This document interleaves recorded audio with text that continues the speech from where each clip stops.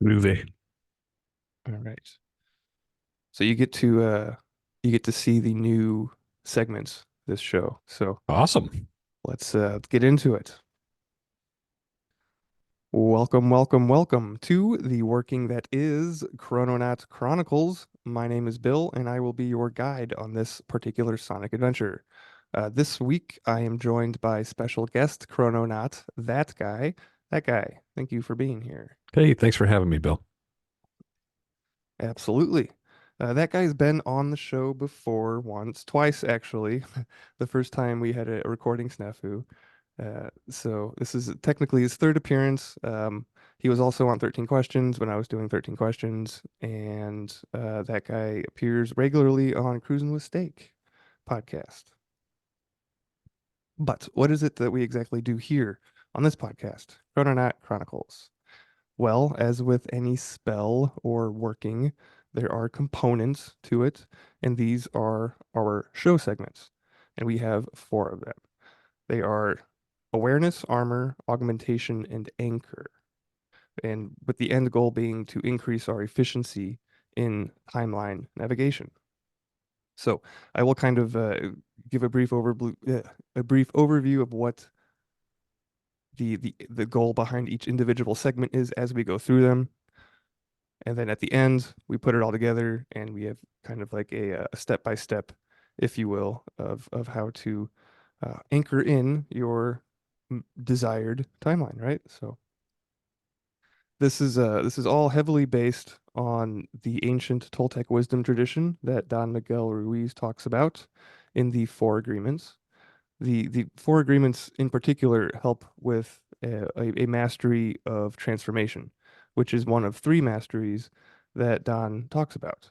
Uh, the other two are mastery of intent and mastery of awareness.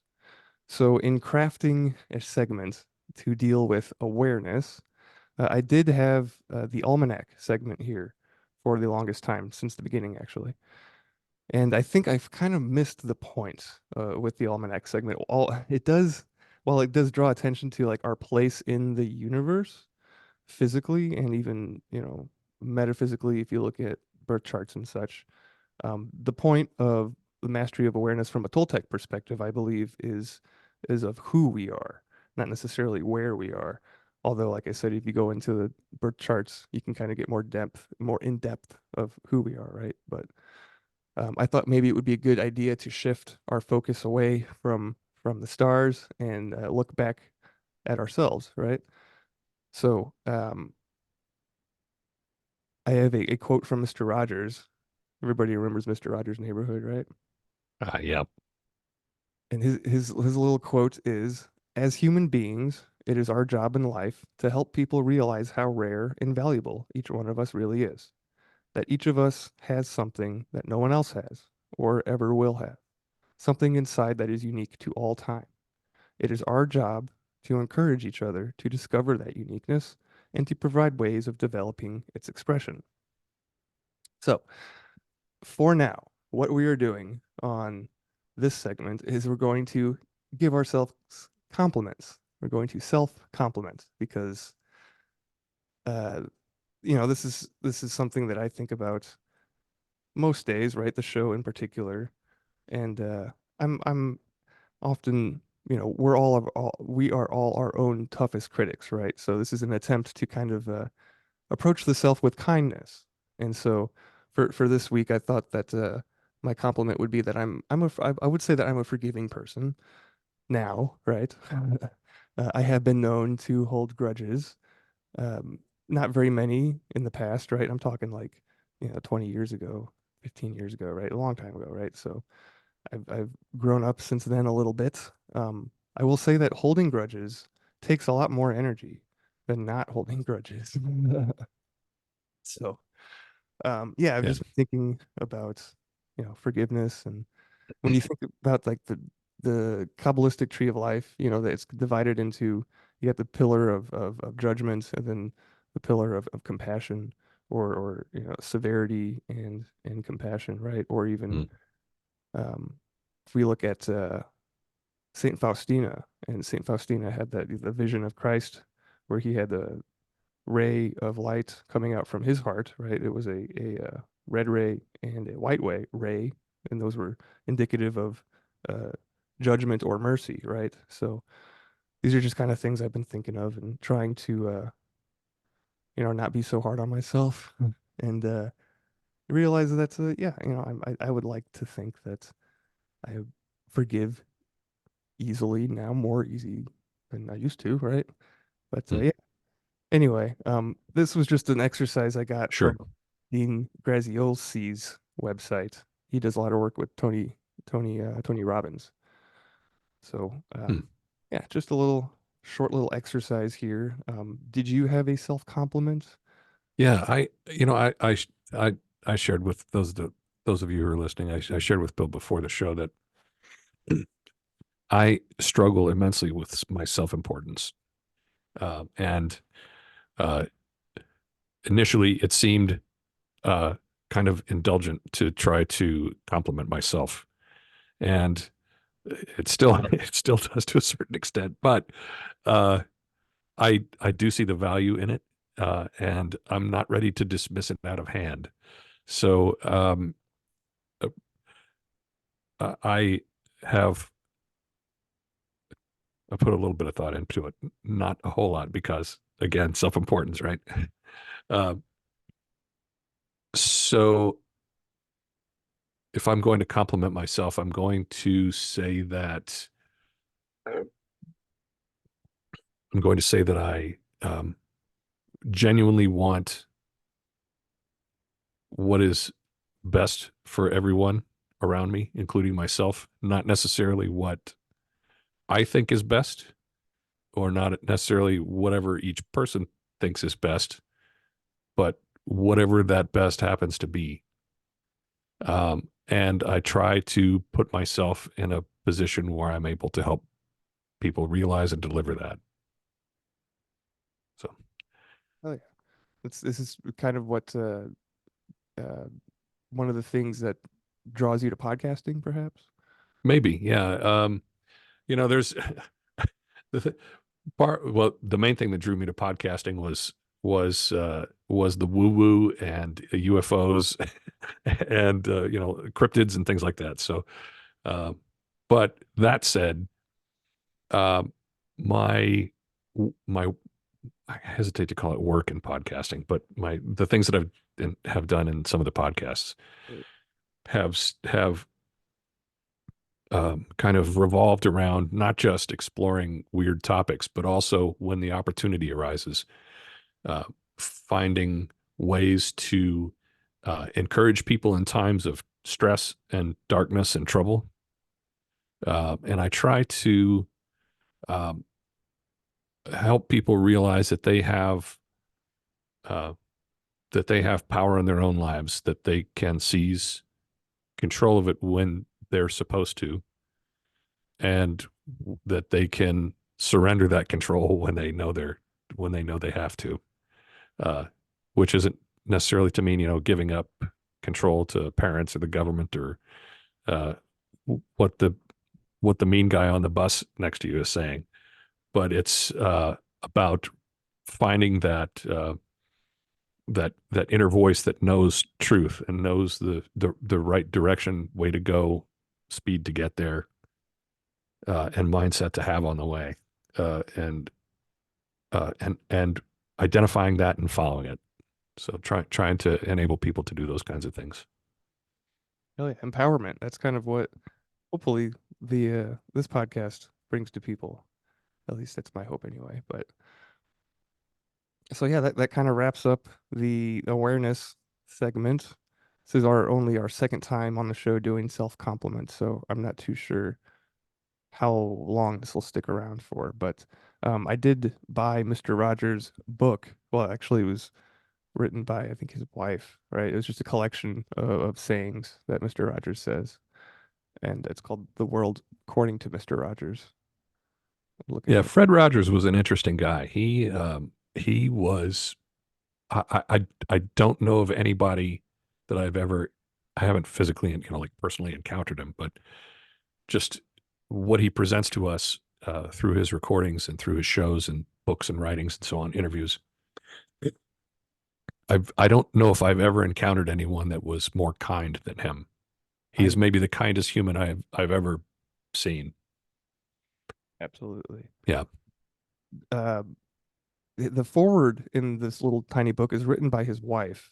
And I remember hearing rumors a while back that he was actually some like elite sniper in the Marine Corps or something, and he covered with tattoos. Do you know if any of that's true? Like, I don't think it is. didn't mention any of that in the book. I don't think so. No, I don't think he was either, but who knows? Well, he does. Yeah. So maybe we'll just read some Mr. Rogers quotes from that book later on down the line for this segment. I'm not too sure yet, but If speaking of there's a, if there's a quote in there that says "Give me another round or I'll punch you in the neck," it's probably not him. no, I haven't come across anything like that yet. But the forward written by his wife is absolutely uh not heart-wrenching, but it's very touching, right? So Mm, maybe I'll go over that one of these days. But speaking of the heart, though, this does bring us to the second segment of the show, which used to be the gratitude segment. And we're still talking about the gratitude because the segment is still about the heart, but it is now the armor segment. mm. And the reasoning behind this is because we use love as an armor, right? You can think of it as armor of God. Derek Condit, the sponsor of the show, oh, I didn't mention that. The show is sponsored by mysticalwares.com, which is Derek Condit's online metaphysical supply shop. And where was I going with that? Oh yeah, heart and oh, armoring. So Derek taught me a little trick a number of years ago that in the morning, generally when you wake up after you become aware, right? You want to kind of imagine yourself in a little buckyball. And I have this little model here. Just it looks like a soccer ball, right? And this is the geometric structure in which you can walk around inside of all day, so to speak. And this will have certain energetic effects. Derek is way better at explaining the that than I am, just because he's able to perceive a lot of that with his eyes, right? He's gifted, right? So, but what we can do here is look at the information coming out of the HeartMath Institute, and there was a slight synchronicity when I was putting together the new segments. The segment is called Armor, and well, the doctor that from the HeartMath Institute who coined the term heart brain is Dr. Armour, Dr. J. Andrew Armour, except it's spelled Armour instead of, like armor, Armor. So he coined that term back in 91. And interesting tidbit, the heart sends more information to the brain than the brain sends to the heart.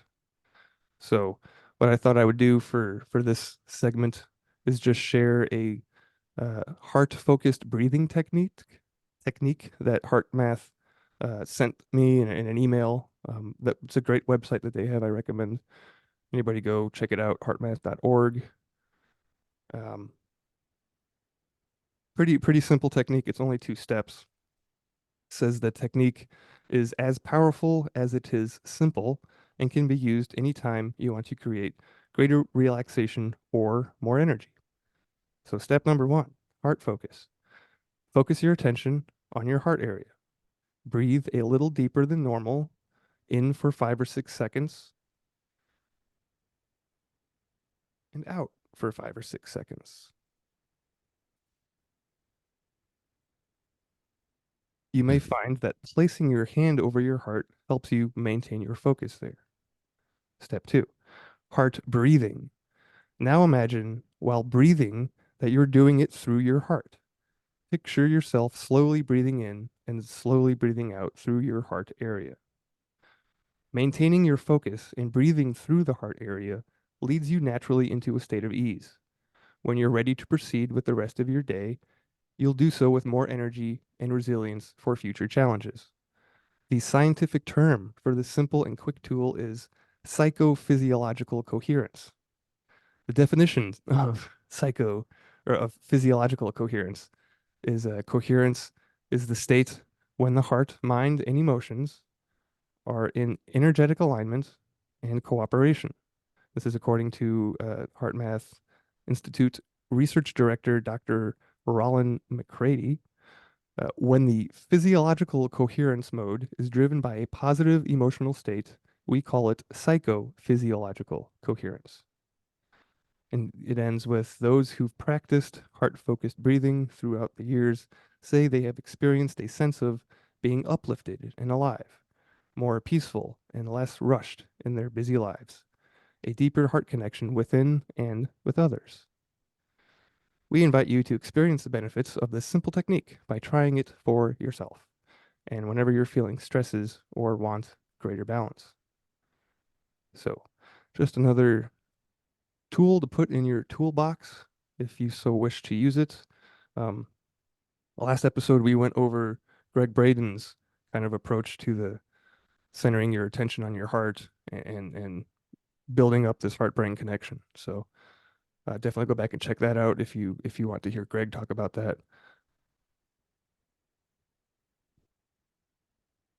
And this brings us to the augmentation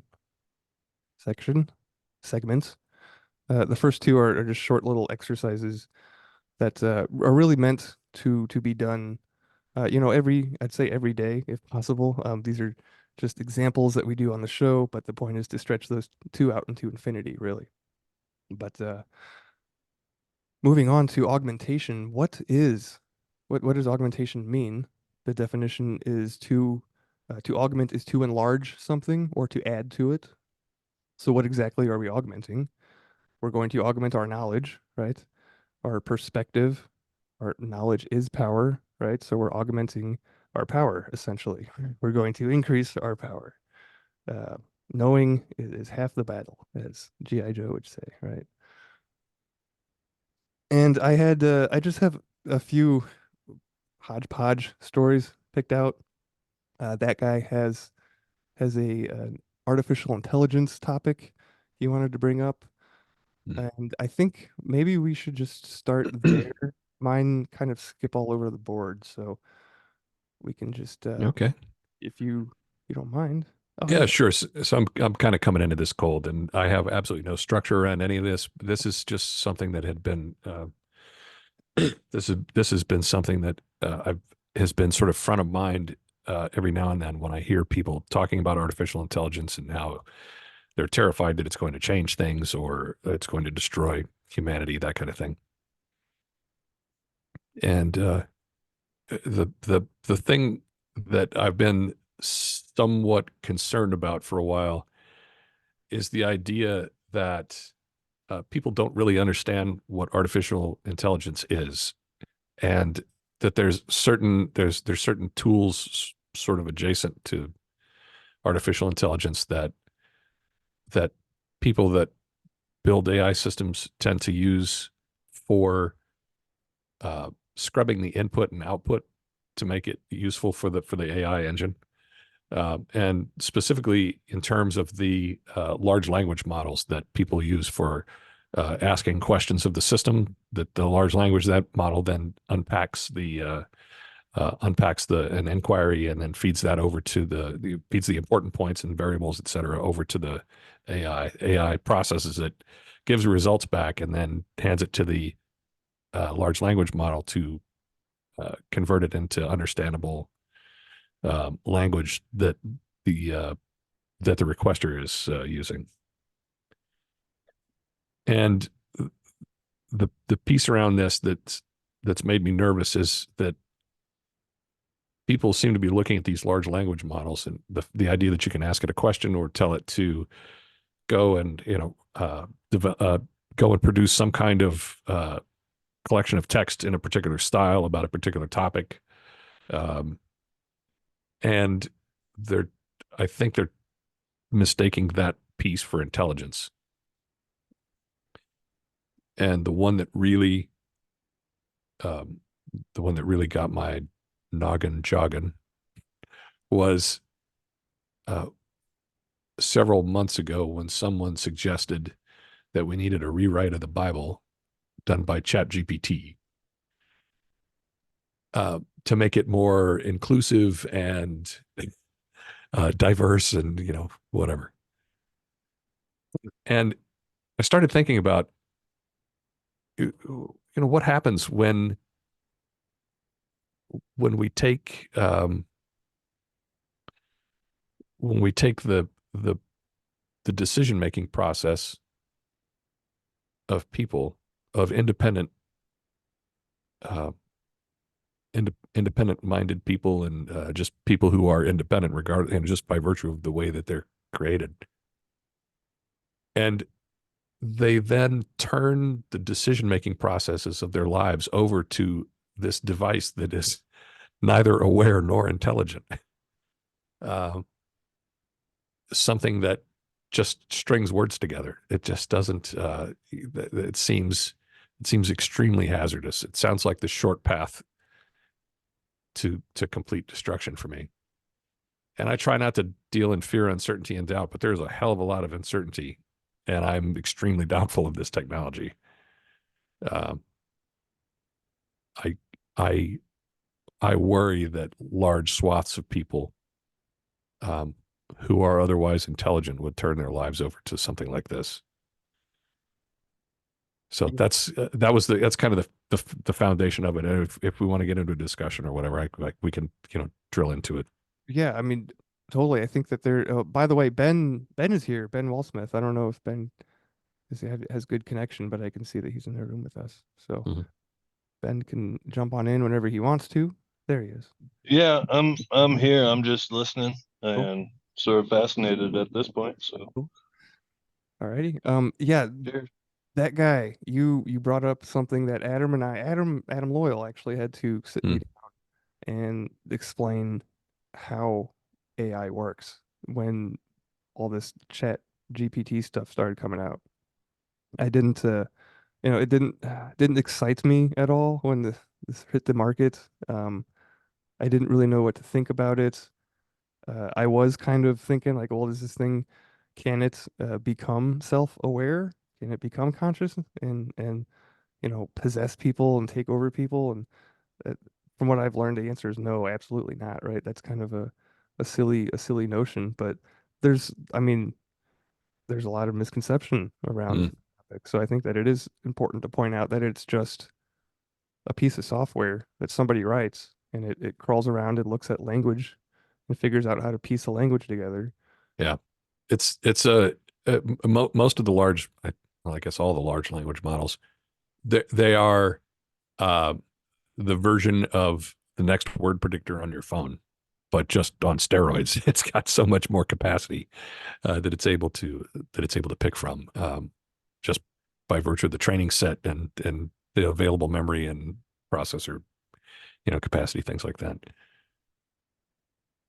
Yeah, that's a great analogy. Like, have you ever tried to just hit whatever word came up next and Yes. try to get a sentence out of that from your phone? Yeah, it's just rambling run-on sentences that mean nothing. Pretty much. Yeah, yeah. It's kind of fun sometimes. Yeah. But yeah, I think that there are like it can I've used a version of artificial intelligence that was actually built by the administrators who run Azazel News on Telegram. Hmm. This is a fully functional language learning model. And for whatever reason, these guys decided to make this thing use the term based in like every response. Like you'll ask about something and they'll be like, "Oh, that's totally based," or "That's not based," and here's why. Yeah. So, uh, yeah, that's a they have a free channel on Telegram that you can just type your question in and it takes a few seconds and spits out an answer for Hmm. you. Might be fun to check out to compare it to Chat GPT, Hmm. one Chat that GPT. it is called Chad. The one that they developed is Oh, CHAD, right? Chad, nice. like the meme or whatever. Hmm. Chad, yeah. So Yeah. I have a lot of electronic books in storage here at that ranch, and like hundreds of thousands of them. And one of the one of the things that I've been trying to do is trying to figure out how to do um, simple, sustainable searches of this without having to go and crawl the whole thing and index every word in every book. And I started looking at AI solutions for how to do this. One of the things that I stumbled across was something that I run into somewhat in my in the things that the work that I do for money uh, is an e-discovery platform. So this is the kind of software that you would take to uh, that a law firm would take to a company that they are suing or a company that they are defending from a suit, and would have it consume basically all of the all of the documentation held online for this company, like within their network. It would go and crawl the internal websites and accounting systems and knowledge bases and everything else, email, internal chat systems and stuff like that. And it it analyzes the content that it finds there and makes a database that would be searchable by, say, tell us everything that was said by Fred and Bob about this topic between these dates. And it will go off and find those things, whether it's, scanned images or, uh, text conversations or emails or get calendar invites, that kind of stuff. So it does this not by making a copy of everything, but by training an AI model to be able to understand where those documents are likely located and how to go about finding them. And that I think is an innocent enough and useful, seriously useful application of the technology. I would never ask that. I would never expect to be able to ask something like that. Looking at what you know about my company, where should I invest next? That sounds like a terrible idea. Sounds like a terrible idea. Buy spam, dude. That's based. Spam is based. Go buy it. Yeah, speaking of that, we came across something when we were right before we started recording about how, Mm. being prepared and whatnot is kind of becoming more popular nowadays, the prepper scene, right? And how Mhm. buying gold and silver is not a good thing. And this article was saying that you should buy useful stuff that you get, like food or fire starter things or whatever. I don't know At how. this stage, yeah, that's probably that's probably a good idea. But yeah, Things don't. that things with intrinsic value, Yeah, usefulness. Yeah. exactly. Don't take investment advice from a GPT, right? No, definitely not. Now, I would still potentially be buying silver, but not in epic quantities. And I would definitely not be putting my 401k in physical silver or gold, because for a 401k, I think they want you to keep it in a vault so that you don't have direct constructive use of it. That's what makes it non-taxable, is you don't have direct immediate access to it, right? It's got to be held for you. And I think those retirement accounts that store physical silver do it in their vaults, and I don't want anybody touching my gold or my silver, Yeah, because you never know if they're going to sell it out from under you, and then what? right. You've got paper. Might as well be paper. Yeah. Yeah. This is a perfect segue into one of the technology transfer stories I Hmm. have about a new metal alloy that was recently discovered. But I did, while we're on the topic of finances, one of the things I'm going to try to keep tabs on this show, there's a few topics actually, but one of them is the death of the dollar, right? Hmm. Hmm. Other things would include moon disclosure. I fully expect to hear about the people on the moon sometime relatively soon. Um, and just the death of authority in general. So whether that comes to religion, mainstream media, monetary system, right? But I wanted to pick your brain on your thoughts on Bitcoin because I don't really have anybody else to talk to about this. So Oh, okay. All right. Or yeah, Ben, if you have any thoughts too, you can chime in whenever. Yeah, please do. Don't be bashful. Uh, so Bitcoin, I'm not really a fan of cryptocurrencies. Yeah. I see that they have practical applications, I think, to a certain extent. Uh, but as an investment, uh, I know that a lot of people have made a lot of money doing this. Uh, the fact that it's not backed by anything physical uh, makes me profoundly nervous, much the way that the dollar being backed by nothing physical makes me nervous. I'm nervous about both of them for the same reason. Um, uh, I wouldn't necessarily be opposed to incidental transaction stuff, but I don't see it as I don't see Bitcoin as an investment any more than I would buy Canadian dollars or rubles or U.S. dollars or anything else, any other kind of currency. Basically all the fiat currencies are worth nothing, and whether it's whether the supply is controlled by a computational algorithm or if it's controlled by 12 guys sitting around a table in DC trying to decide how much is out there. Uh, Fiat currency is fiat currency. I hate it all. Isn't Uh, there some type of cap on the amount of Bitcoin that can yeah, be there's in yeah, there's existence? a limit. I don't know what the limit is, but there's a maximum number, and I don't know if they've actually mined all of it yet. Uh, I think if they haven't, they're damn close. Uh, but I think that's one of the things that's driving the price is the artificial scarcity of it, and the people seem to want it, or they're finding applications for it, so they're willing to pay a premium for like getting in. Uh, but beyond that, it has no value. It has no intrinsic value. Right, just like, the dollar or that. Yeah, exactly. Yes, exactly like the dollar. That's exactly right. To me, what the difference is, the dollar doesn't have a limit. They can just keep printing however many True. want That and is true. Bitcoin. So I don't know if that is a huge difference or not, because it's still, it's only worth something because somebody says it's worth something, right? Yeah. Hmm. I mean, they're poker chips. It's all poker chips. Yeah. Okay. All right. Well, thank you for sharing your Yeah. thought on Bitcoin. Yeah. I lean more toward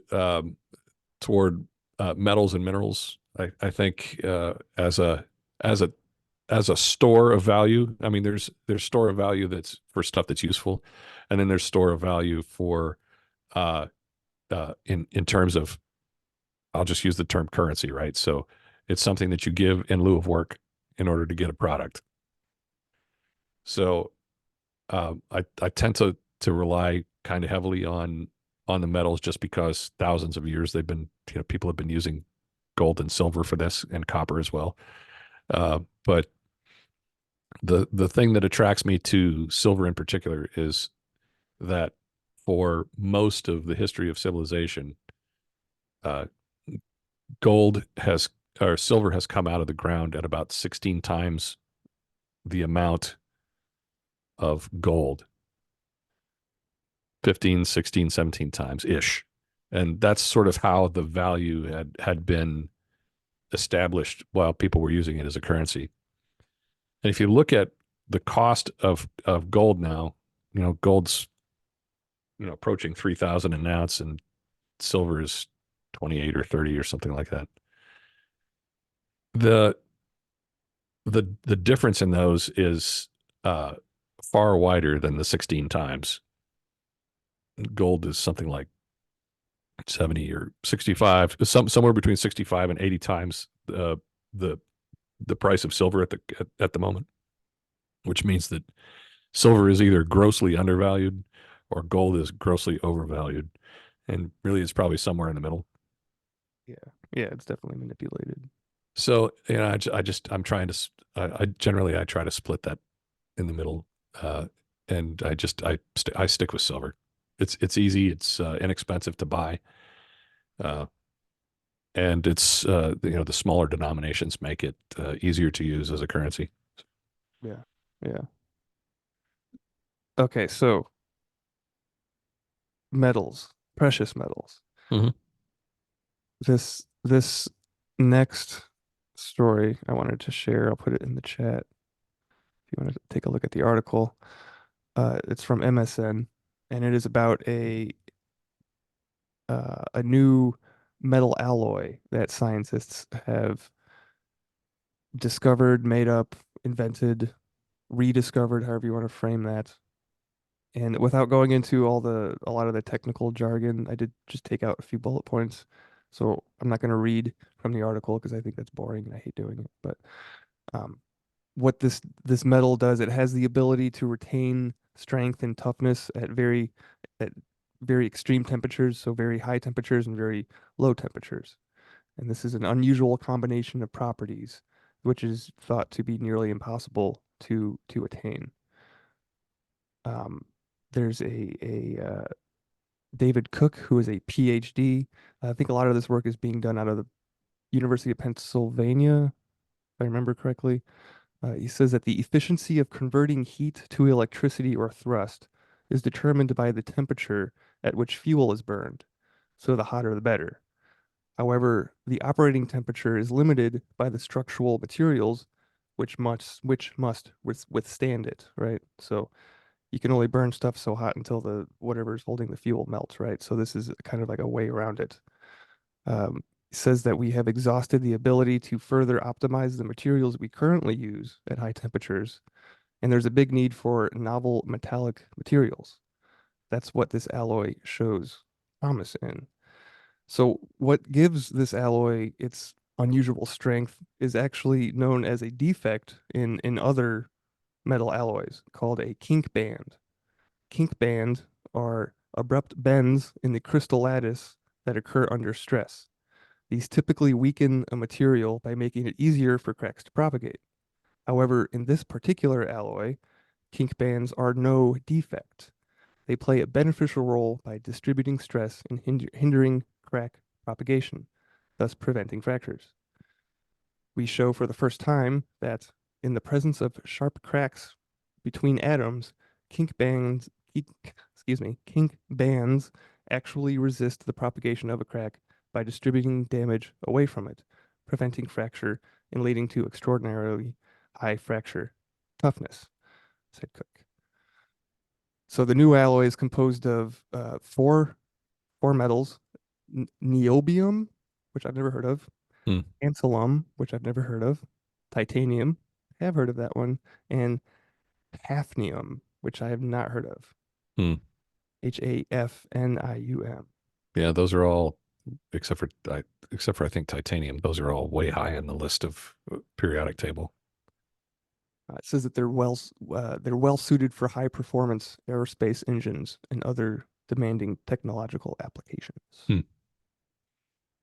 So these I only have three of these uh, technology stories, and these Mhm. are all gleaned from that Azazel news site I was talking about earlier.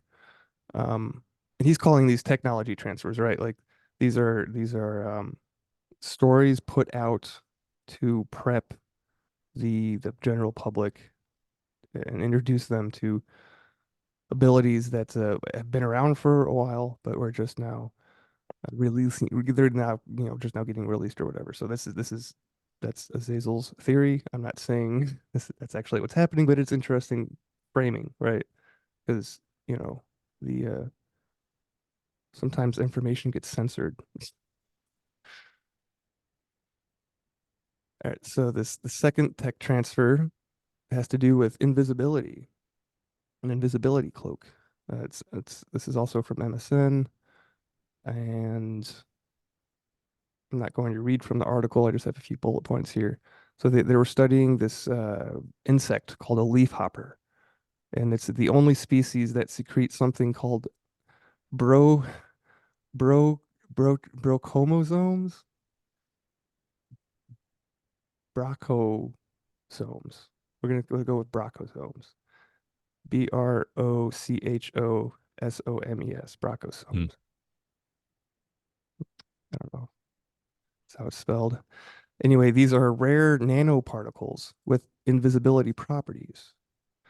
For the first time, a group of scientists has created these in synthetic form. So their hope is that the bronchosomes will one day be used for invisible cloaking devices in other technologies. And this work is being done at Pennsylvania State University, not the metal alloy work. I had my stories mixed up. But they did create synthetic replicas of these bronchosomes, which are naturally occurring nanoparticles that could one day be used to make invisibility cloaking devices. And a little synchro here, the bronchosomes have the shape of a buckyball. So that little soccer ball shape I was holding up earlier, Hmm. what they look like. So I thought that was pretty cool. Um, so they're buckyball shaped, hollow nanoparticles covered in holes, known as through holes, that go all the way through them. Imagine that. Uh, this complex structure allows them to absorb or scatter certain wavelengths of light, depending on the size of the bronchosome and its holes. Scientists aren't sure why leafhoppers secrete and cover themselves in these things. Until now, they didn't even understand the purpose of the nanoparticle's intricate geometry. There are two important elements of bronchosomes: the diameter of the particle and the diameter of its through holes. If a wavelength of light is the same length as the diameter, it will be scattered in all directions when it hits the particle.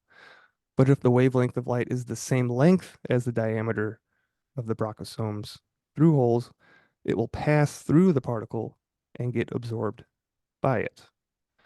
The absorption, coupled with light scattering, means that bronchosomes have very limited light reflection and can be invisible over certain electromagnetic ranges. Covering an object in them could, in theory, work as an invisibility cloak. So the guy, Dr.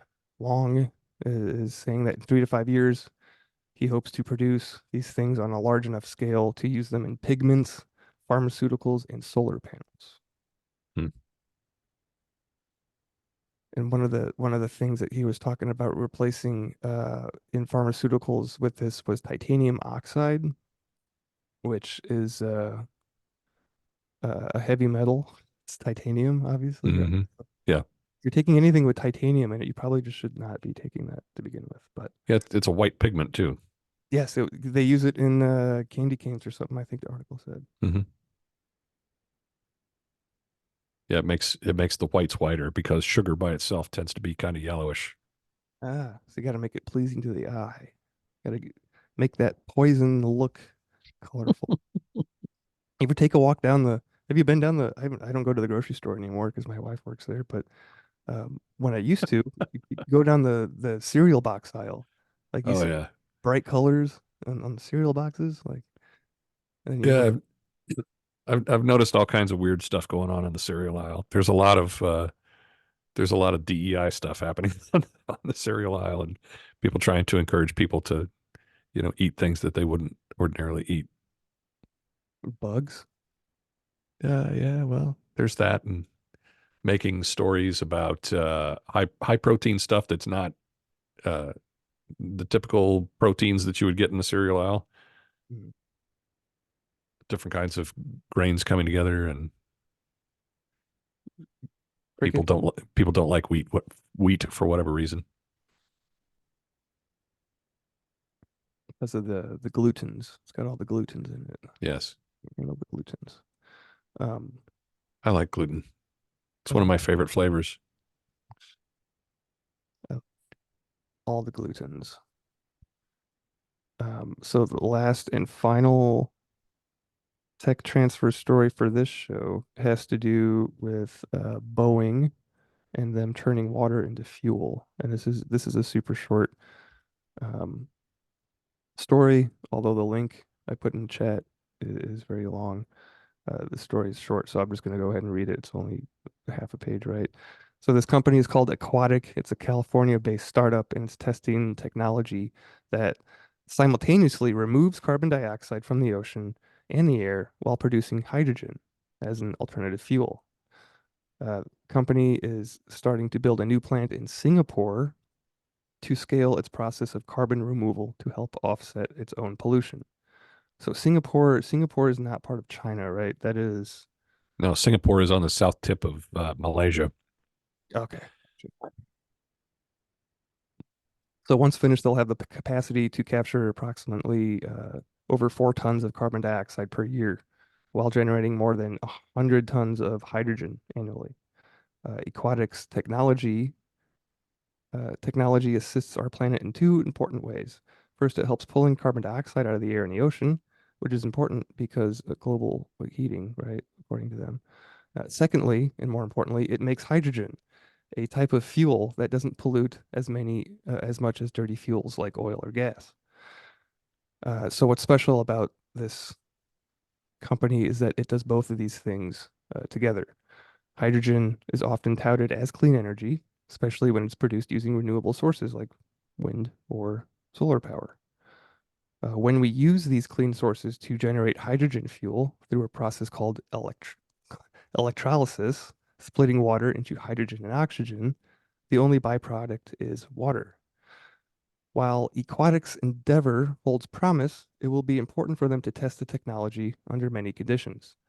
The new demonstration plant in Singapore will be used to test if the system can hold up with seawater, which is more damaging than pure water, which is what it has been using so far.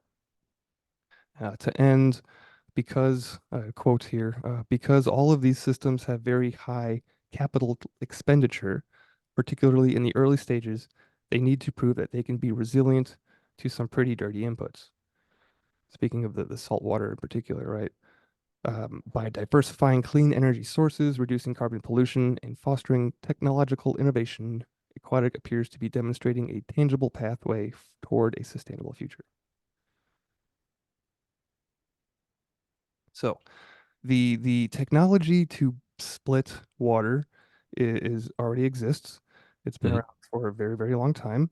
Mhm. There's an inventor by the name of George Weissman who makes a product called AquaCure that does this for you, and you can breathe in this Brown's gas is essentially what it is, and use it for various different purposes, right? His website is eagle-research.com if you guys want to go check out more information on George's stuff. But George's machine only uses distilled water. So the tech transfer, what I'm thinking in this particular story is that it is going to use seawater. It's going to use salinated water to make hydrogen, which Yeah, be even pretty cool. before you start getting involved with the microplastics, seawater is absolutely filthy. It's got so much stuff in it. You know, half of it's alive, and the other half is minerals that are corrosive to all of the electronic parts in your electrolysis machine. So dealing with that, I'm sure is a huge issue. And if they've got a way around it, that's pretty awesome. Yeah, yeah. So that's exciting to hear. I hope that hydrogen makes a comeback. I know that there were cars invented to run off of it Hmm. back when too. So maybe some steps in the right direction here, guys. Yeah. Good You know, news. the one thing I've never heard anybody talk about when it comes to electrolysis of water is everybody seems focused, I think, uh, on the engineering electrical aspect of it. You know, like putting current through and getting the molecules split apart. But I can't help but wonder if there's some mechanism that might be biological that could support electrolysis that wouldn't require an electrical input that would be able to, some kind of biological mechanism that would be able to feed off of the other materials in the water and create some subset of the Brown's gas electrolyzed, like split those molecules that way. I don't know. Haven't heard anybody talking about it, but it seems like it would be an interesting thing to research. Right. I mean, the other half of the electricity spectrum is magnetism. So maybe there's some kind of magnetic way to do that, or by using sound in creating, a standing wave with pressure against certain, materials can, have certain effects. I was reading this article about these caves in Iraq, or no, Iran, that they found where that's smoothed out with granite, and standing sound waves create electrical pulses throughout the standing, electrical field, and it shorts out the circuits of the Mm. instruments that are trying to, measure Like the. some kind of piezoelectric effect or something. Yeah, it's exactly what it was. Groovy. Yeah. Yeah, maybe I get a lot of you can just call Azazel like an executive producer on the show, I guess, because I get a lot of information and research from him. In Cool. fact, if Adam Loyal was here tonight, I had a little mini class about Tunguska I was gonna present, provided by Azazel, because Adam likes to we've talked about that in the past, right? And there's a separate hypothesis as to what happened that I would like to discuss, probably next episode when Adam's back with us. Mm. About Tunguska. Yep, yep, yep, yep. Cool. And it has to do with technology, right? Not catastrophes. So to kind of go along with our tech transfer segment here, but yeah. So that's a little teaser. That is to come. I have it in my show notes, prepped and pulled aside, ready to go. So um, we are coming into about an hour here. Let's do like a couple more stories maybe, and then we'll get into the anchor segment. What do you guys want to okay, first of all, let's bring up the demon face syndrome. Have you heard of demon face syndrome? No. What is that? I've Ben, heard of I've heard of resting bitch face, but other ah, than that, I thought that maybe this would have been covered in Cruising with Steak because it's kind of a weird story. no, no. Tell me demon face. What's that Yeah. about? Ben, do you know about demon face syndrome? You heard of that before? Um, maybe. Okay. So we'll just I go. don't know if I'm thinking of the same thing you're thinking of, but Yeah. Okay. Let's cover this real quick because I want to get your guys's opinions, and then if things continue to go sideways, maybe this will be something to look out for in your interactions, day-to-day interactions with people, quote unquote people, right? Um,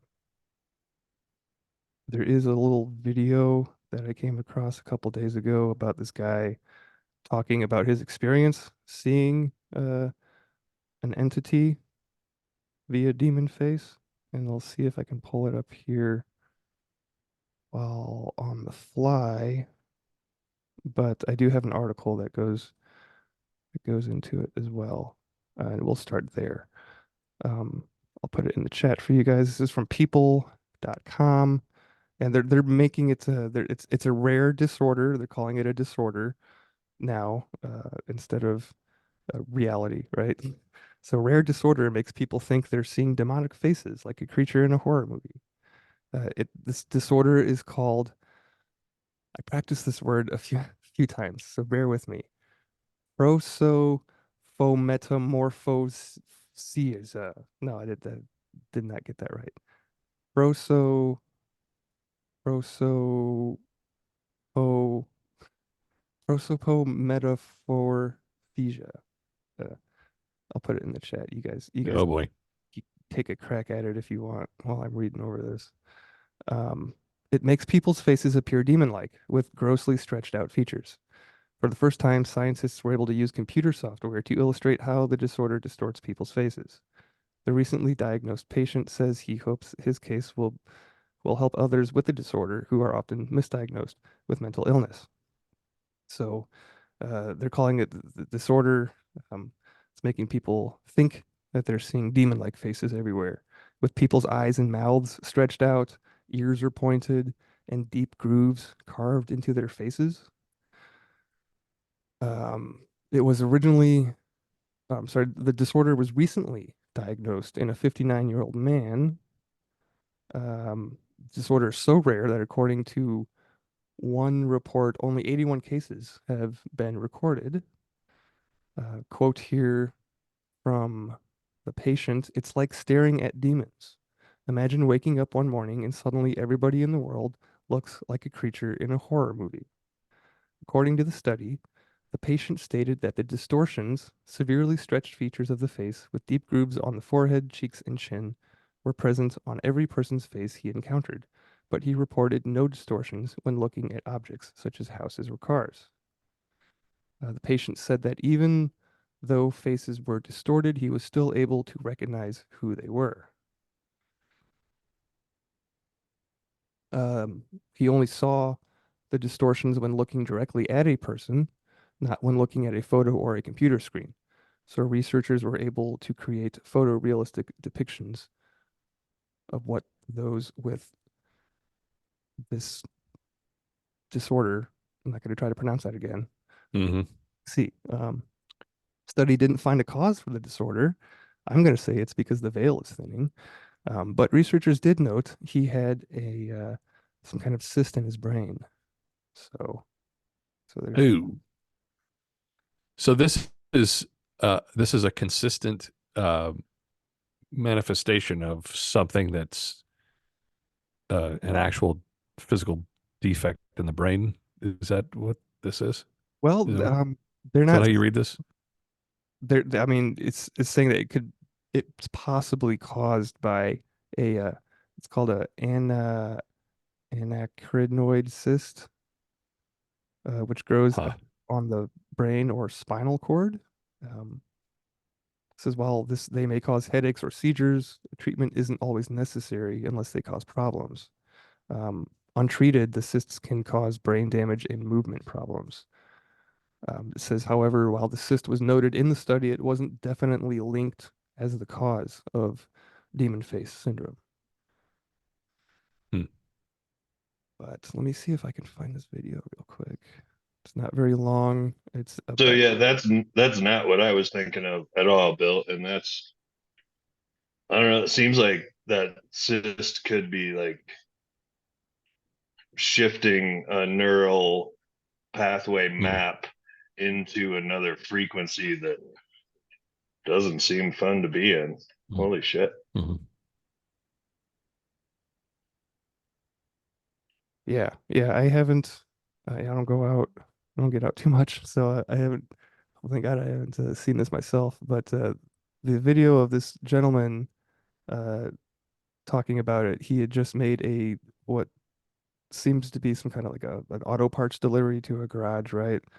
And the guy that he usually delivers to turned around and he had a weird looking face. And I don't know, I think I have a pretty good Now, like that I'm familiar with, right? Like there is, if you've got energetics attaching to you, it can change your physical appearance. But going around seeing everybody in that light is something else, Yeah, I right? think it's one thing when something attaches itself to you and changes your appearance, but it's something entirely different when you're seeing everybody else differently. Or maybe he was just seeing that part of them, Hmm. right? He was at frequency where he was only seeing your shadow side. Hmm. That's, yeah, I don't know. Hmm. Was he seeing everybody that way, or was it just it was a few just people? yeah, it was just that one guy in the shop. So it wasn't every Oh, I thought when you were reading about it, it said it was everybody. He perceived everybody that day like um that or something. yeah, sorry, two different people. There's the Okay. guy in the study from the article, and then there's this guy I'm trying to find right now that was talking about it in a video. It wasn't too long ago where I put this on the Chrononaut Chronicles Telegram page, which is where you will find all of the sources for the stories that I bring up in the show. If you haven't joined the Telegram channel, you will find a link in the show notes. And I'm not going to look for this too much longer. Here we go. All right, so let me Let me see if I can download this real quick. Sorry, guys.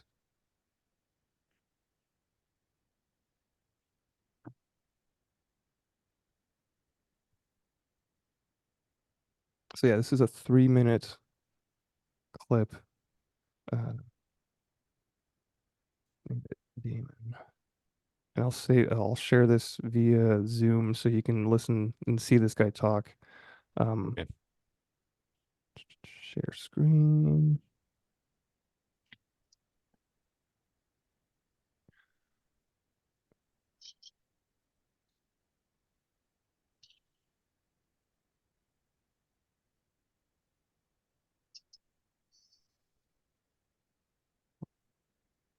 How did I do this last? Advanced. There we go. Video. Share. Ta-da. Here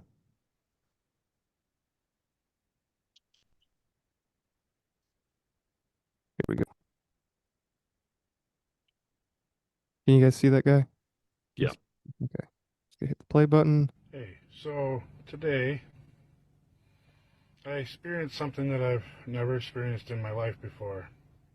Freaked me out, thought I was crazy. Still haven't processed it fully. So, as I do every week, twice a week, I make deliveries to the same guy. I've been doing it for 7 months. And it's the same guy every time I walk in. He's got a big garage with like a couple trucks in it. I walk in, I hand him his parts, we talk for a minute, I walk away. I go on my business. Today, I walked in, and he had his back to me, and he was working on his bench, and he must have heard me coming. I don't know, because I was actually pretty quiet, I thought, but when he turned around, I jumped and kind of grabbed my mouth like that because I didn't know what to think. And he laughed a little bit, and he called me jumpy. And I was like, yeah, no, I'm just not feeling very good. And I handed him his part, and I was like, hey, I got to go. The reason I reacted that way is because when I looked at him, he was different. He didn't look like the same guy I saw every other time. First thing I saw was he had no color in his eyes. They were completely black. Like black. Like you couldn't even see reflections. It was just a black mass. And for some reason, his ears were kind of weird, and they had like this little point like that. I don't know what that was. Excuse me. But then I was talking to my friend, and he sent me an article about them saying that a new disorder that's coming out where people are starting to see demon faces in people. And it got me thinking, if they're putting something like that out, could it be a disorder, or is it God is actually letting people see demons and they're just trying to make it look like we're crazy? I still can't process it. I can't. I don't know. And like ever since the eclipse, I find it funny. The clouds look different for some reason. I don't know what it is yet. I'm gonna figure that one out. But that could be just me being dumb. The other thing I saw, like I have perfect vision, so I don't know what I saw. If anybody else has ever seen this, can you please let me know, because I'm kind of weirded out right now. Anyway, God. So there's his recounting of it, and I can tell, like, just by the inflections in his voice and his body language, like he seems freaked out. He seems generally, like he experienced something and is shooken by it. Did you guys get the same? Yeah, I got the sense that I didn't get the sense that he was lying. Uh, I think that what he's saying, he genuinely believes that. Yeah, Yeah, it doesn't seem like he's being duplicitous at all. No. Well, so I'm glad we were able to find that.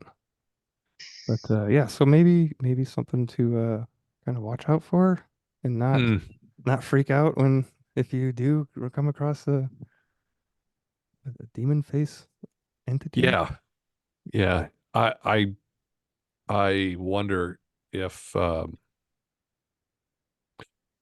it might be some kind of predictive programming.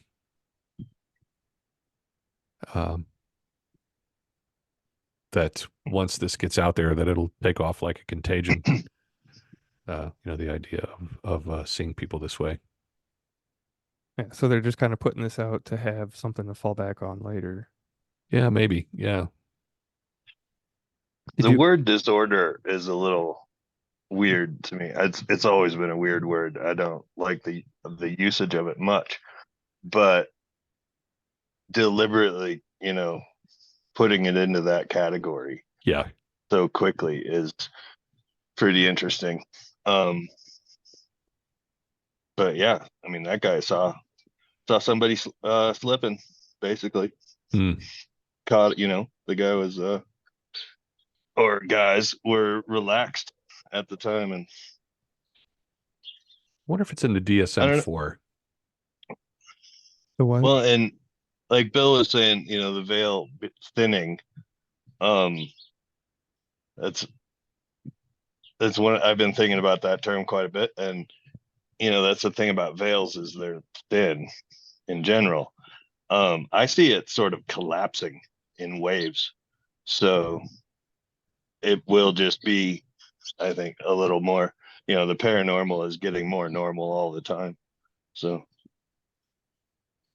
So eventually, maybe they're going to include demons in the diversity, equity, and equality brouhaha.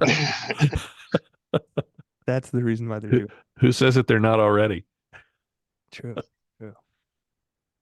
well, and then we'll have biblically accurate angels, and running the show at the same time. They'll have to be included as well. So Biblically accurate ones will be oh yeah, freaking just all terrifying. feathers and eyeballs and There fireballs and yeah, you on go. the floor of Congress, right? Why not? Yeah. Expert testimonies. All right. Well, that's I don't know. I think that's enough augmentation for now. Mm.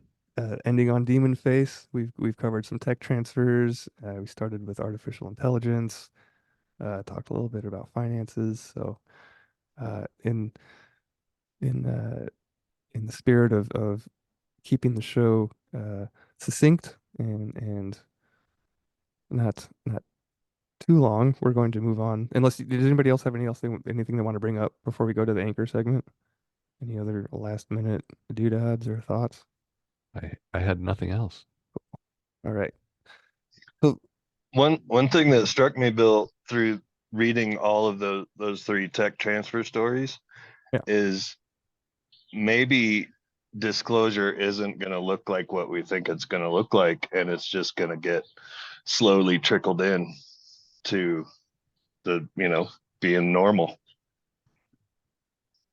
yeah, we actually Some of that sounded like it was gifted to yeah me.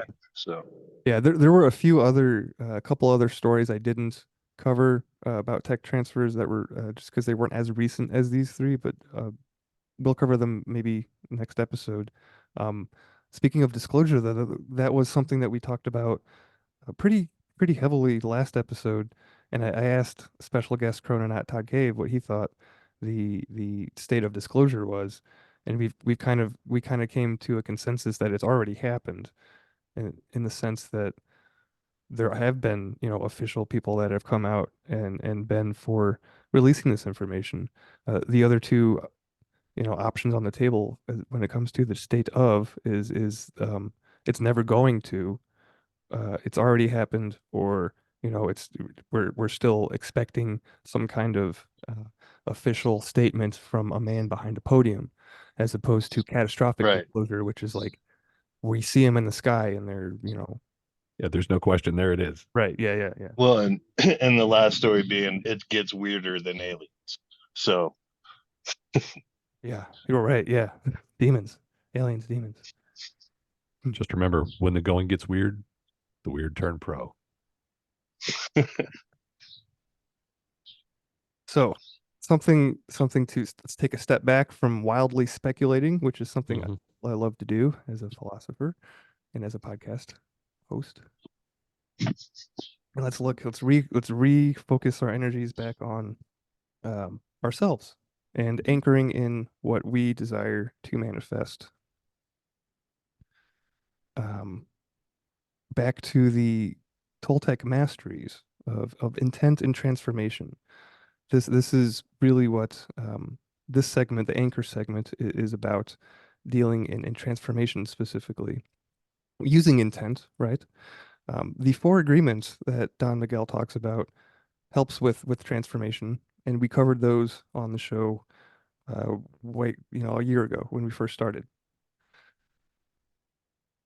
But what we have been doing for a little while now is going through Neville Goddard's 1952, The Power of Awareness, chapter by chapter. Tonight's chapter is entitled Creation, super short reading. I don't think it's even a page long. But the back to the goal behind the anchor segment is that we're dealing with matters involving spirit and dimensions, metaphysics, timelines, consciousness, thought, right? Thought specifically, um, efficient and effective thoughts specifically, right? I like to bring up this quote by Carl Jung. He says that the term thinking should, in my view, be confined to linking up of ideas by means of a concept. In other words, an act of judgment, choice, right? Free will. So this segment is really about an exploration of method, of how to make good choices, I guess you could say. But really, it's about breaking the domestication that Don Miguel talks about. That we are all domesticated as little we humans growing up in our belief systems, right? That are often inherited, passed on to us by our parents. And so what we do here is explore ways from breaking out of the domestication and becoming a real human being, essentially, right? Moving from a victim to a hero mentality and reminding ourselves that there are no victims. There are only volunteers here, right? And most importantly is that no one's going to do this for you, right? Manifesting is something that only you can do for yourself. And so our goal here is to empower you to do that by exploring some different ideas from different people that have talked about this topic in the past, like Neville Goddard. And without further ado, I'm going to sit down to read this. So I'm going to disappear from the camera if you're watching on YouTube. Oh, by the way, the YouTube videos do not get edited. I only edit the audio version. I will be working on changing that in the near future, though. So, If I would have known this was going to be on YouTube, I'd have brushed my hair. hey, it's okay. We don't have that large of a following, so I don't have a proper studio. I'm just in my living room. But yeah, without further ado, this is Creation, chapter 10 in Power of Awareness. Starts out with a Bible verse from Isaiah chapter 46, verse 9 and 10.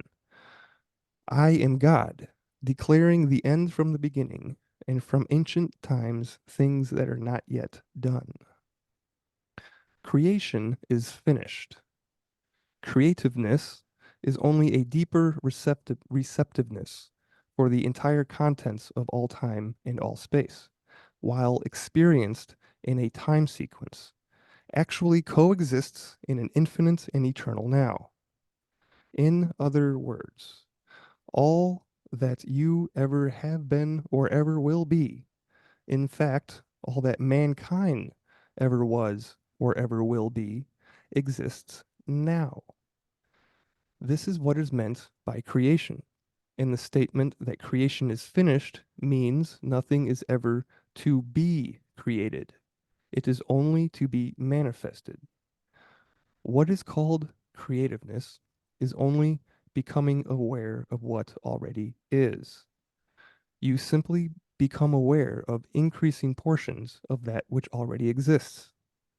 The fact that you can never be anything that you are not already or experience anything not already existing explains the experience of having an acute feeling of having heard before what is being said, or having met before the person being met for the first time, or having seen before a place or thing seen for the first time.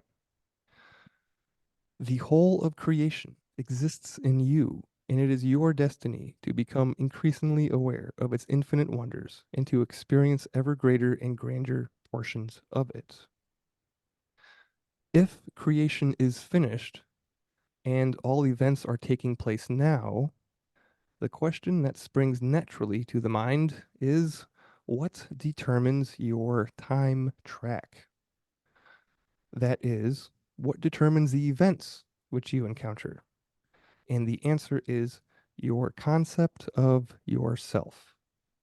Concepts determine the route that attention follows. Here is a good test to prove this fact. Assume the feeling of your wish fulfilled and observe the route that your attention follows. You will observe that as long as you remain faithful to your assumption, so long will your attention be confronted with images clearly related to that assumption. For example, if you assume that you have a wonderful business, you will notice how in your imagination, your attention is focused on incident after incident relating to that assumption. Friends congratulate you. They tell you how lucky you are. Others are envious and critical. From there, your attention goes to larger offices, bigger bank balances, and many other similarly related events. Persistence in this assumption will result in actually experiencing, in fact, that which you assumed. The same is true regarding any concept. If your concept of yourself is that you are a failure, you would encounter in your imagination a whole series of incidents in conformance to that concept. Thus, it is clearly seen how you, by your concept of yourself, determine your present, that is, the particular portion of creation which you now experience, and your future, that is, the particular portion of creation which you will experience. And that is chapter 10 on creation. Just a few little thoughts I wanted to share with you guys about this particular reading. To me, it kind of takes the load off manifesting a little bit. If the thing is already there that you want, you don't have to create anything. You just have to reposition yourself so that you run into it, right? So I don't know. That kind of makes it seem a little less challenging. Is it just me, or does that make sense to you guys? Like, if the thing's already existing, you don't have to worry about getting it to exist. You just have to, bring it in. You have to get to where it is, right? Is that? I don't know. Am I rambling here? No, I don't think you're rambling. I mean, it kind of goes with my gratitude that I don't have to know how the universe works to Yeah. accept that it does.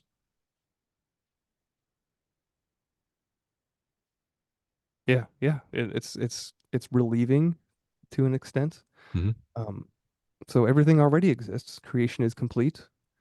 And what if we juxtapose this into the ever expanding infinite universe model that we have? Is there a paradox here, or I is don't think so. I no? don't think there's a paradox.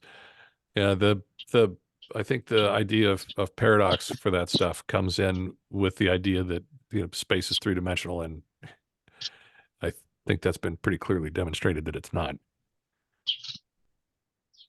Um, the the idea uh, that multiple timelines exist And that, like, not to get too banal about it, but Rick and Morty has a point.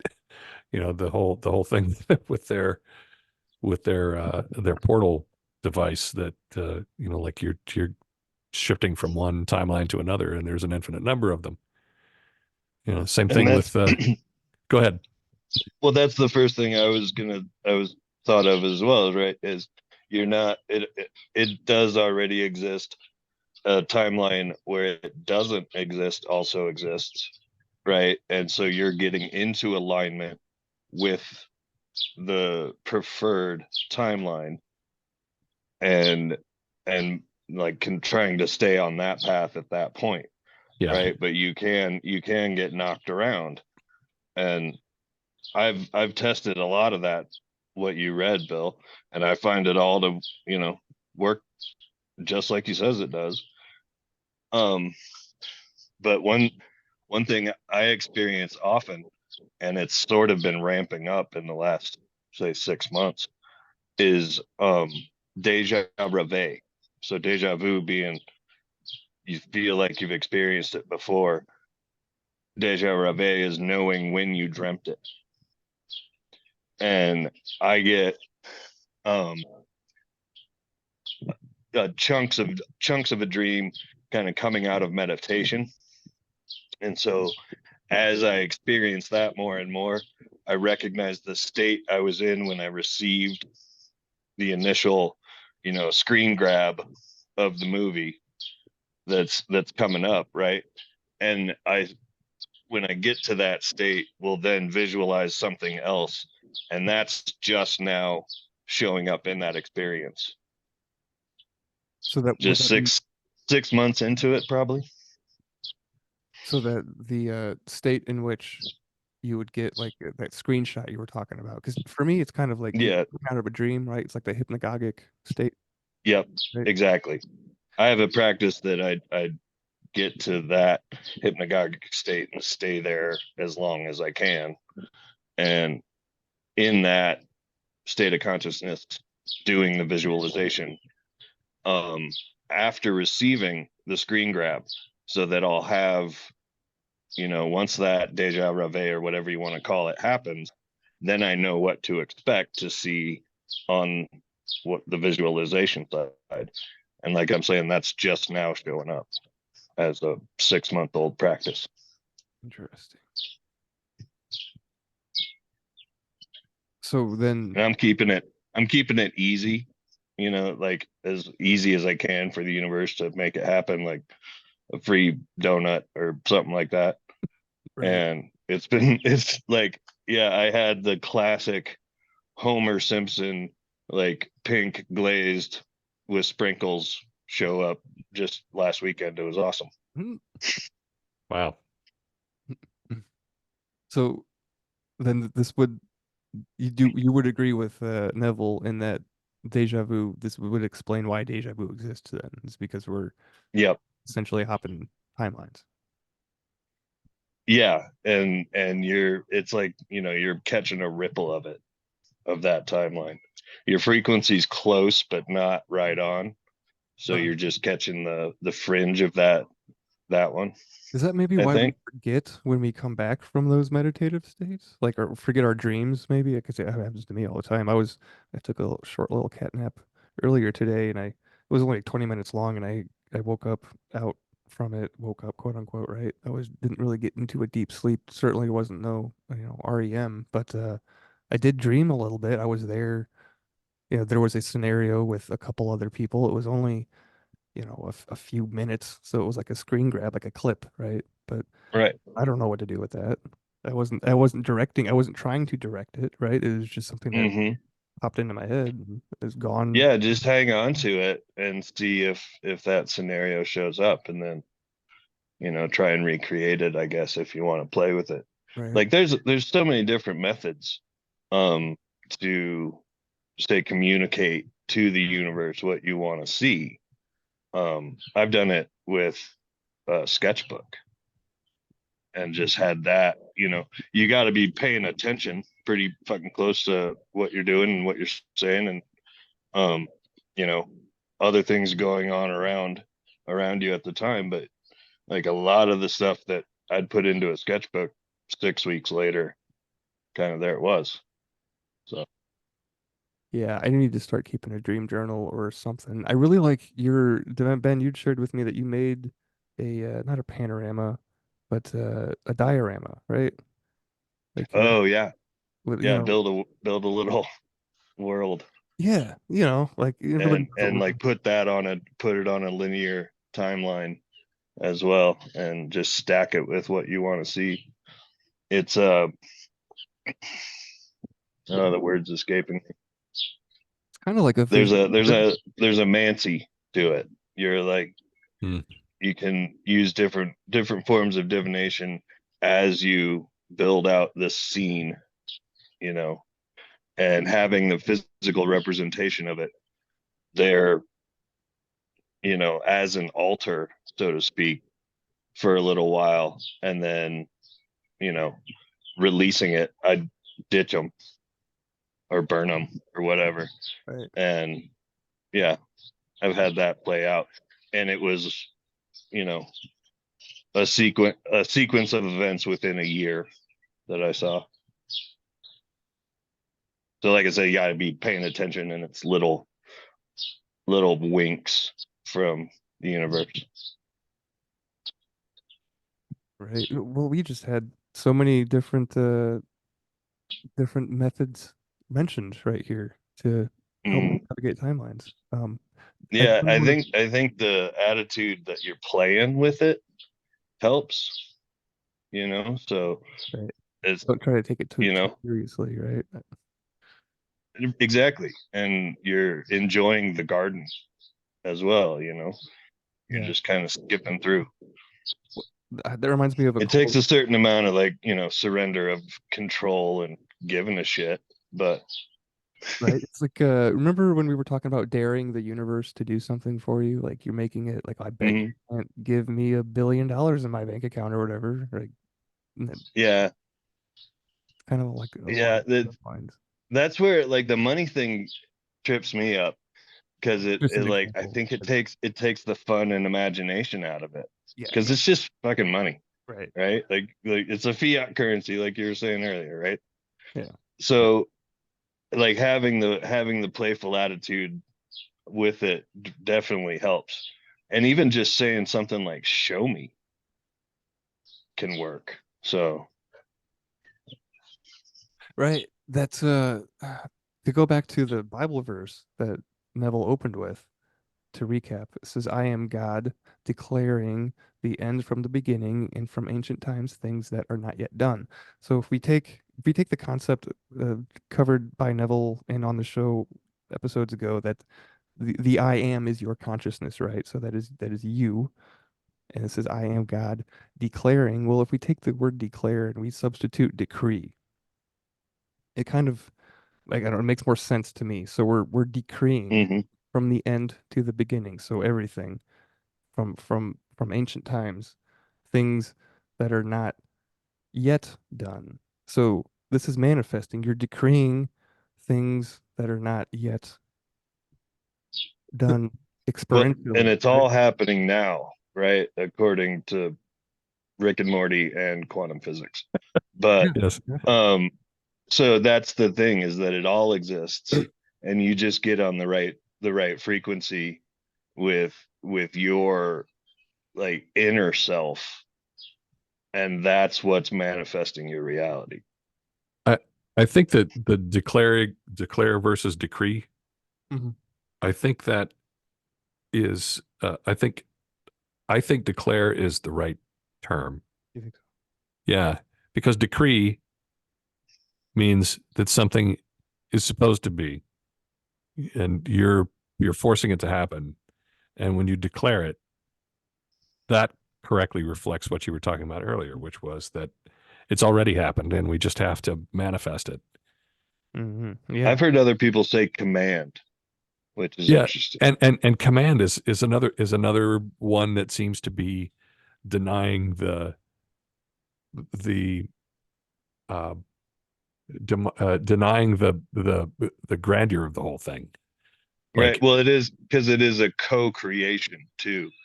So I think that's why the sketchbook works so well, Mm. or writing your story ahead of time. I mean, that's the scripting model of it, right? So, um, but yeah, painting it sure was fun. And like ending up in the garden with the flowers that were the same color at sunset with Mhm. and just having the presence that it was happening too. And I was like, holy shit, I painted this in May and now it's August and here it is. Neat. Yeah, so you shifted yourself into that time flow, that stream or whatever. Mhm. Expansion. That's the Yeah. other thing I wanted to touch on because he talks, so there's a few creativeness is only a deeper receptiveness, right? So deeper receptiveness, this is expansion, this is being open, right? Mhm. What is called creativeness is only becoming aware of what already is. You simply become aware of increasing portions, again, expansion of what already exists. And I'm stuck on this expansion thing because Derek and I had a conversation a few months back to where we're talking about the difference between growing and expanding, right?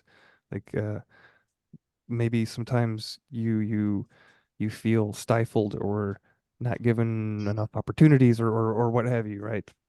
And you're thinking in a growth mindset to where if you expand, like everything's already there, everything already is where it needs to be, right? You just need to be aware, right? So that's kind of what was Well, going and that goes back to the beginning of the podcast, Bill, where you're breathing into that heart space, right? And by breathing into it, you're expanding that heart space.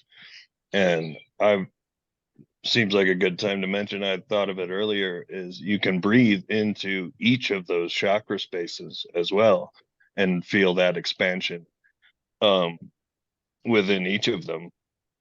And that also helps like heighten your understanding when you're aware that you've just that space expands and is spinning again, and you can work with that expansion, and then that's your new starting point next time is from that expanded space. Yeah, it builds off of each previous time. And Hmm. yeah, doing these armoring exercises, especially in the mornings, ever since Derek taught me that little trick, it gets quicker. It's almost like it's a program or an app that you would run on your computer, right? It's armor.exe, right? And you just click that and then it runs. You don't have to sit there, and it doesn't take a long time, I guess is what I'm saying anymore. Um, you know, it takes as long as it takes. So whenever you're done, whenever you're comfortable, Hmm. right? So, but one more note on the reading itself had to do with assumptions because he's talking about what determines our time track, and that's the concepts that we have of ourselves. So if we substitute concepts for assumptions, we can see again how powerful our assumptions can be, right? And and our attention absolutely does flow from whatever we are assuming in our default uh, mind, belief system. I had to pull myself out of a little mind negativity bend over the weekend, actually. So these things, if you're focused on negative things, you're going to be stuck in that rut. Actually, speaking of the heart brain connection, we'll get into this maybe next episode. But when anger is or frustration is experienced and not dealt with in a healthy way, you can actually mess up your biofield for up to 6 hours if you get angry once, right? And there's graphs and stuff that we can look at um, maybe next episode. But a final um, comment on the reading before we sign off is this shift in perspective. We kind of have a perspective adjustment when we go from looking at time as being scarce to time as being abundant. Like if things are already done, right? And we have so much freedom to move, in and out of time. Like time is not scarce. And this is something that struck me just because, we all have certain accomplishments that we want to achieve in life, right? And maybe we're not getting to them as quickly as we would like. But then when we step back and we look at not just this lifetime, right? Like we've had many lifetimes. And so there's no rush to get anything done because we have all the time in the world, right? Time doesn't exist, but it does, right? There's a paradox. So I thought that was kind of neat. Perspective adjustment. What do you guys think about that? Time being abundant as opposed to scarce. Even though, I don't know, it's kind of hard to think of it when you're trapped in a mortal body and we don't really have any, you know, Mhm. reincarnation is rampant through all the religions, but it's so hard to get people to, Yeah, as I if just it is true, right?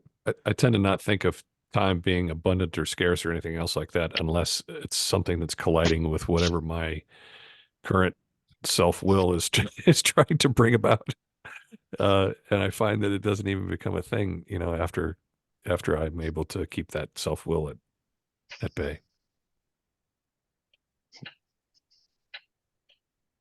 I just think of, stuff happens when it's supposed to. Right, yeah. And we should first seek the kingdom of God and everything else will come to us Yeah. after that, right? And the kingdom is at hand, by the way. Look at your hand. To take a line from Marty Leeds. Well, we're gonna have him on the show too. We've been talking. He's just been a busy Cool. man trying to live in a yurt and set that up with his lovely wife. But yeah, a couple little teasers for next couple episodes maybe. Um, so yeah, second recording with the new segments. We have the four A's: awareness, armor, augmentation, and armor. Or I'm sorry, anchor. Getting myself tongue twisted with all the alliteration. I knew that was going to happen. So, um, yeah, this is the new structure of the show. I think that it illustrates better the steps and what they try to do, and the words, the titles themselves, kind of explain the goal behind it. To whereas how the show was structured before was a little bit more confusing. So hopefully this has been helpful, enlightening, entertaining to some extent for you guys and for the listeners. Um, as always, don't forget to sign up for the free scalar energy session on Fridays that Derek offers on his website.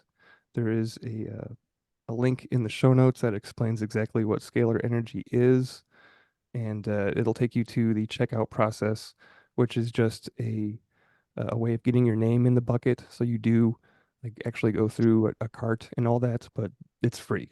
It says zero at the end. You don't pay anything. And it runs pretty much all day on Friday. So go to the website, check that out. If you have any weird experiences while the session is going, please email me and let me know. I am very curious as to other people's experience with this Rife technology. And speaking of frequencies, don't forget to grab some shungite from Derek's store. It is very beneficial in mitigating harmful EMF frequencies, which I did have a story that we will get into next time we have Derek on regarding uh, frequencies and them.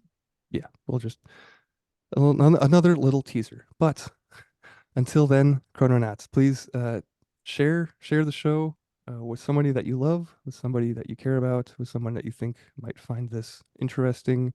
Um, please rate the show as well on whatever platform you are using. Subscribe, subscribe to the podcast feed. I know that people are listening to the YouTube uh, channel quite a bit more than downloading from the actual RSS feed. So go ahead and give us an actual subscribe on the podcast end.